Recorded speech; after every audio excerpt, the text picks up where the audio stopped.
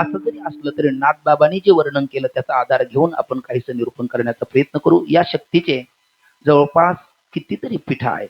म्हणजे तिथे एक अधिष्ठान रूपाने ती कणाकणात मनामनात क्षणाक्षणात जरी व्याप्त असले तरी तिचे जवळपास 64 पीठं सांगितली जातात. आणि त्यातली महान राष्ट्र महाराष्ट्र, आपल्या महाराष्ट्रामध्ये जवळपास 3.5 पीठं आहेत.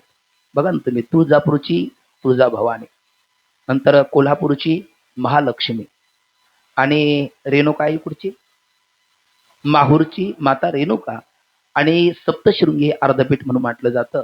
अशी 3.5 पीठं आपल्या महाराष्ट्रात आहेत. आणि इतरत्र विश्वामध्ये पाहिलं तर जवळपास 64 पीठं या शक्तीची आहेत. त्यातले एक छोट्या खाने आपल्या इथं सुद्धा यमाई मातेचं हे अधिष्ठान एक आपल्या दृष्टीने हे पीठच आहे. विठ्ठल विठ्ठल कुंडली कवरदा हरी